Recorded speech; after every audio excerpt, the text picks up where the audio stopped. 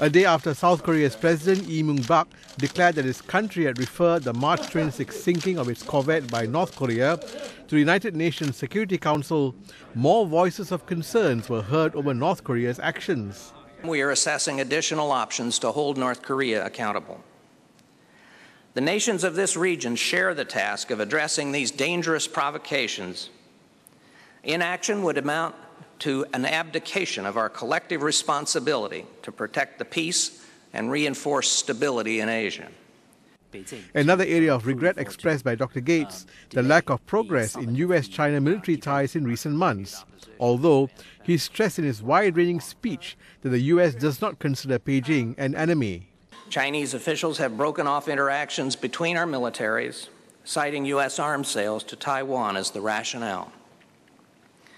For a variety of reasons, this makes little sense. First, US arms sales to Taiwan are nothing new. Dr. Gates added that China's accelerating military buildup was largely focused on Taiwan. Disagreeing, the leader of China's delegation emphasized that his country's national defense forces are responsible for guaranteeing peaceful development and are not directed at Taiwan. Also contributing to the security and stability of this region is the Five Power Defense Arrangements, or FPDA.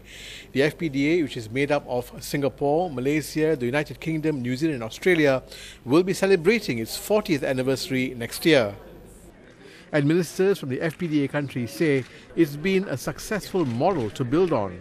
It has been critically important in terms of how defence forces in the five nations, the five powers, can work together.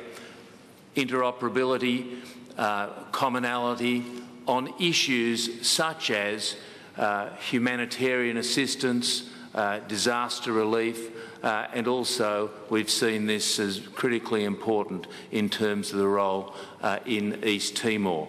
FPDA also has been a remarkably flexible organization. Because of its consultative nature, it has been able to adapt well to the times.